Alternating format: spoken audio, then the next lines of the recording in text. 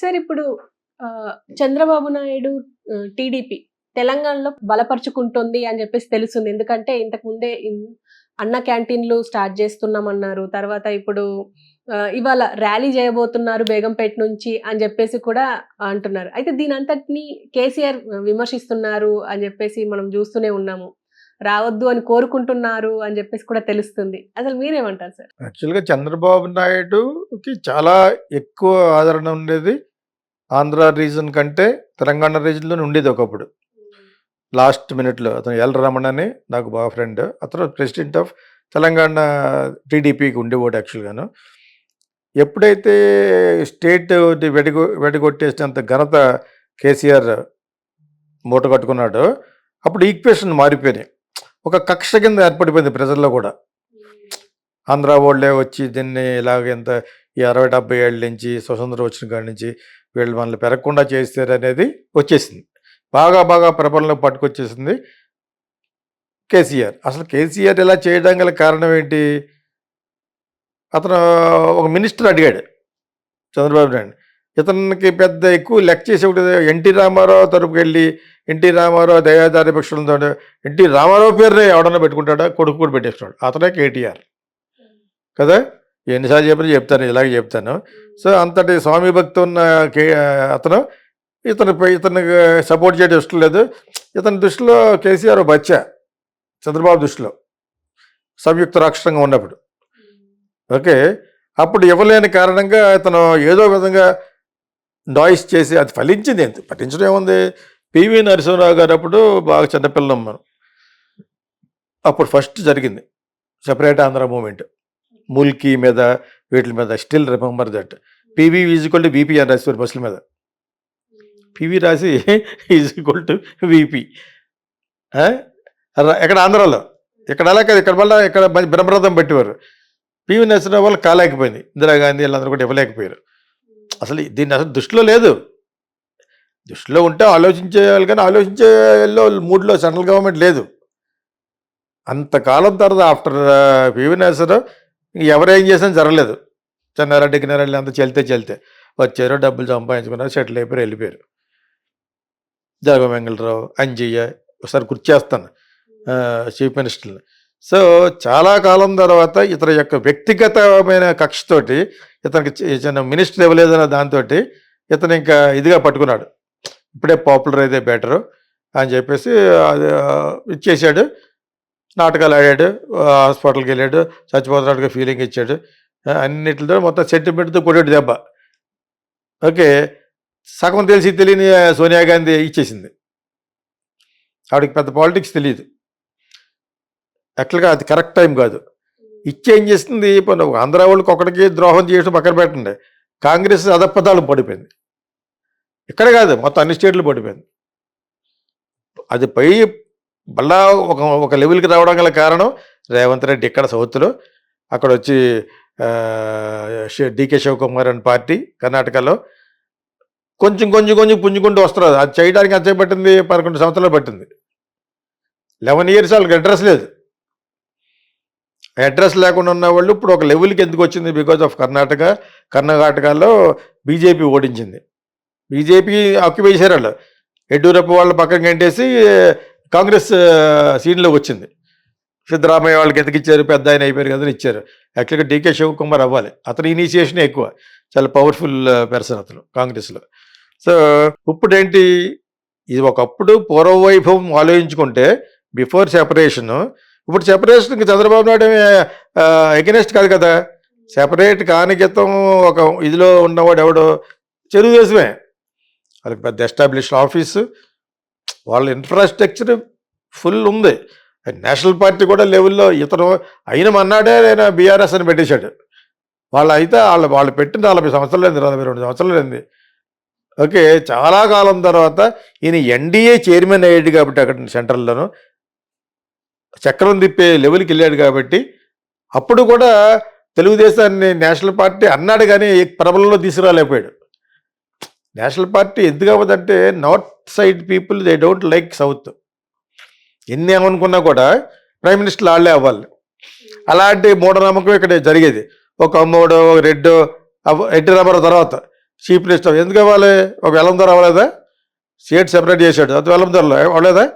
ఇప్పుడు కాపు ద్వారా మళ్ళీ స్టేట్ ఆంధ్రప్రదేశ్లో పూర్వవైపు వచ్చిందా? ఇప్పుడు టెక్నిక్ కనిపెట్టాడు ఎవరు, మన ఇతను ఎవరు, చంద్రబాబు నాయుడు. దానికి తోడు ఇండైరెక్ట్గా రేవంత్ రెడ్డి ఆయన శిష్యుడు. నన్ను శిష్యుడు అనొద్దు, నా గురువు అనొద్దు మీరు అంటున్నాడు అక్కడక్కడ. అనొద్దు అన్న కూడా ఫ్యాక్ట్ రిమైన్స్ కదా, అది నిజం అది. సో వాళ్ళిద్దరికీ లోపాయకారంగా లోపల వాళ్ళకన్నీ తెలుసు. ఇక్కడ సక్సెస్ అవ్వకూడదు అనుకుంటే పర్మిషన్ ఇవ్వక్కర్లేదు. కేసీఆర్ చాలా కాలం నుంచి అంటున్నాడు, నువ్వు ఇక్కడ చంద్రబాబు నాయుడు ఇక్కడ రావడం నాకు ఇష్టం లేదని ప్రజల్ని రేకెత్తిస్తున్నాడు. వీళ్ళు ఇక్కడికి వచ్చాయంటే మళ్ళీ ఆంధ్ర వాళ్ళు మనల్ని తీసుకుంటారు. ఒక పక్కనేమో హైదరాబాద్ వాళ్ళకి మెజారిటీ రాలేదు, ఈ పార్టీకి హైదరాబాద్ వాళ్ళది అయిపోయాను, ఎవరిది యూనియన్ టెరిటరీ అయిపోయినది తెలుసా మీకు. వాళ్ళకి మెజారిటీ రాక మూసుకున్నారు అన్నీని బీజేపీలోను. ఓకే, సో ఇటువంటి డేంజర్ పంచుకున్న టైంలో మళ్ళా చంద్రబాబు నాయుడు వస్తే పుంజుకుంటాడనే భయం ఎందుకు ఏర్పడింది? ఇతను అతపతాలు పడిపోయింది టీఆర్ఎస్ అండ్ బీఆర్ఎస్. టీఆర్ఎస్ని బీఆర్ఎస్ మార్చినప్పుడే పడిపోద్దని చెప్పాను నేను, మీ వీడియోలు వెతుక్కోండి. అదేందా మీకు ఎవరు చెప్పాను, పేరు మార్చడం అంత దూల అంత బూతు ఏదో ఉండదు. ఆల్రెడీ అక్కడికి వెళ్ళిపోయి జనపథంలోకి వెళ్ళిపోయి బిల్డింగ్ కట్టేసి what you think national party ఏంటని చెత్తారెడ్డి డబ్బులు ఇచ్చాడు. ఒక్కొక్క 15 మంది మినిస్టర్లకి ₹1 కోటి వేస్తే వచ్చేస్తారు ఓపెనింగ్కి, సినిమా ఓపెనింగ్ వచ్చినట్టు. వాళ్ళు ప్రజలేం కాదు వాళ్ళు, ప్రజల తరపు నుంచి రావాలి. వాళ్ళు వచ్చిన వాళ్ళందరూ కౌన్ కిసుకోగాళ్ళు. ఇతను ఆఫీస్ ఓపెన్ చేసినప్పుడు అక్కడ ఇటువంటి అడావుట్లన్నీ చేసి తన్నే మోసం చేసుకున్నాడు. ద మోస్ట్ డేంజరస్ మోసం ఏదంటే మనల్ని మనం మోసం చేసుకోవడం.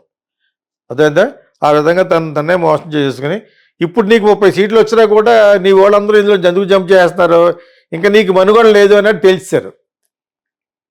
ఫ్యామిలీ వైజ్ బ్యాడ్ అయిపోయారు. కూతుర్ని అందులో పెట్టేశారు, బెయిల్ తెచ్చుకోలేకపోతున్నాం. ఓకే, కొన్ని 100 కోట్లు కూడా ఖర్చు పెట్టడానికి సిద్ధంగా ఉన్నాడు, సంపాదించి ఉంది కాబట్టి. అయినా రానివ్వట్లేదు. ఎందుకంటే ఇతన్ని అనరాని మాటలు అన్నాడు మోడీని, సన్నాసి, ఇది తొక్క అనేవాడు కేటీఆర్. అయ్యే చదువుకునే వాళ్ళు మాటలు, మా హైట్ మాటలు కాదు.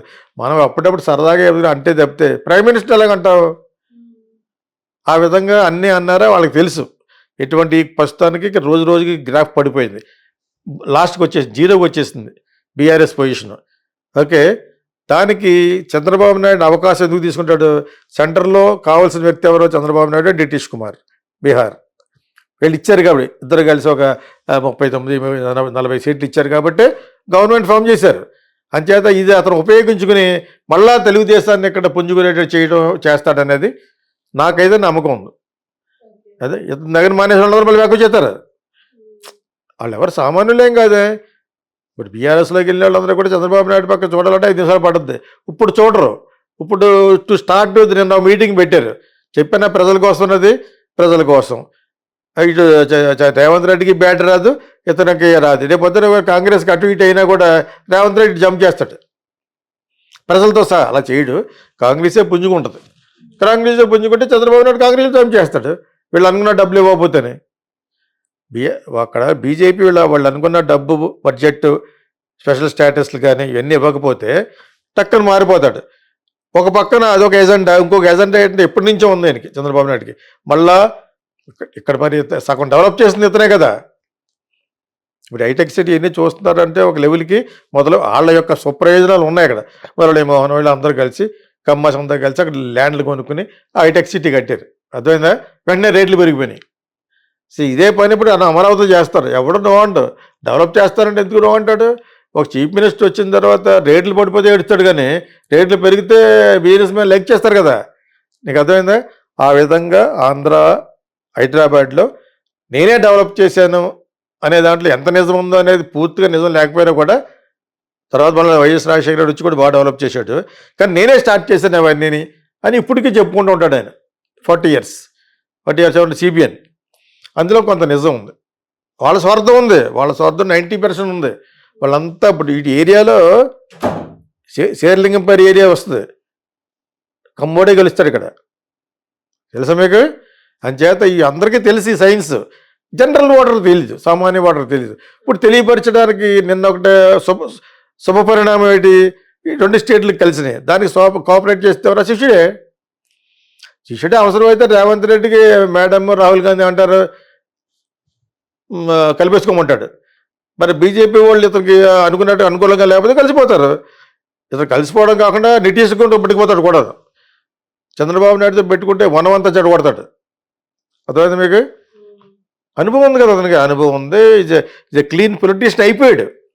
ఇప్పుడు ఎంతమందిని చూసాడు ఇప్పుడు ఈ 40 సంవత్సరాల్లోనూ. అంచేత మళ్ళా ఇక్కడ పూర్వ వైభవం వస్తుంది అని ఒక స్టార్ట్ అయింది నిన్న. 2 స్టేట్లకి రావాల్సిన బకాయిలు తీర్చుకోవడం అనే పేరుతోటి కలుసుకుని సద్భావంతో ఉన్నారు ప్రస్తుతం, శుభ పరిణామంలో. సో ఈరోజు మళ్ళీ ఢిల్లీ వెళ్ళి వస్తున్నాడు కాబట్టి పోయిందేముంది, ఒక 1 కోటి రూపాయలు ఖర్చు పెట్టిందంటే ఆ పక్కన శేరిలింగంపల్లి వాళ్ళు అందరూ కలిసి 20 కోట్లు ఖర్చు పెడతారు. చాలామంది ఉన్నారు, గాంధీ గింది చాలామంది ఉన్నారు. వాళ్ళందరూ నాట్ లైక్ అదర్స్, వాళ్ళు they are very loyal to Chandrababu Naidu. Chandrababu నాయుడుకి లాయల్ అంటే దాని తెలుగులో ఏమంటారు, దగ్గరగా ఉంటారు కదా. ఆయన ఆలనా పాలనా చూసుకునే వాళ్ళు ఈ ఏరియా ఇదే మెయిన్. అదేందా వాళ్ళంతా ఖర్చు పెడతారు, ఎంత ఖర్చు పెడతామో అంత ఖర్చు పెడతారు. పార్టీ కూడా అడుగుతుంటలేదు, బ్రహ్మాండంగా ఖర్చు పెడతారు వాళ్ళు. అంటే మొత్తం ఇది ఒక జోల్ట్. ఇంక ఇది లాస్ట్ క్లైమాక్స్ ఎవరికి, బీఆర్ఎస్కి ఇక జీవ సమాధి. అది ఇతను ఎప్పుడైతే గెలిచాడో మళ్ళా వాళ్ళ పునర్జన్మ అనమాట. మంచి ఫైల్లో ఉన్నాడు ప్రస్తుతం చంద్రబాబు నాయుడు గారు. రావాలని కోరుకుంటాం. ఎందుకంటే ఇతను ఏళ్ల యొక్క జులుం కూడా పోవాలి. ఇక్కడికి వస్తే ఉంది, తెలంగాణలో ఎవరో ఉంటారు. ఇక్కడ ఫామ్ చేసినంత మాత్రం ఆంధ్ర వాడు తీసుకొచ్చి అక్కడ మినిస్టర్ చేయడు కదా. ఇక్కడ 100కి ఆయన ప్రెసిడెంట్ ఉంటాడు, 100కి 100 రూపాయలు తెలంగాణలో ఉన్న వ్యక్తులే ఉంటారు. ఇది కామన్ సెన్స్. ఇది తెలంగాణ స్టేట్లోకి వచ్చి నేను ఆంధ్ర వాళ్ళు పట్టుకొస్తానంటాడా? సో వాళ్ళే ఉంటారు, కానీ వాళ్ళు చాలామంది ఉన్నారు ఇక్కడ. ఇది ఎందుకు లేదంటే అంతకుముందు ఇప్పుడు కేసీఆర్ ఏ పొజిషన్లో ఉన్నాడో ఆ పొజిషన్కి వెళ్ళిపోయాడు ఒకప్పుడు చంద్రబాబు నాయుడు.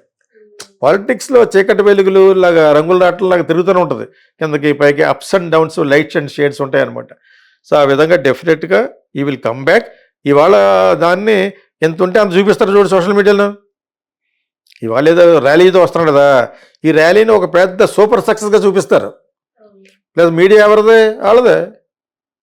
మీడియాలో సగం పెద్ద పెద్ద ఛానల్స్ అన్నీ వాళ్ళు ఉన్నాయి, యూట్యూబర్స్ కూడా చాలామంది ఉన్నారు. ఆయన సక్సెస్లో ఉన్నాడు కాబట్టి వీళ్ళంతా కూడా ఆయన గురించి చూపిస్తారు. ఇవన్నీ కలిసి వెరసి అటు మోడీకి దెబ్బ, ఇటు ఇతరికి దెబ్బ. మోడీకి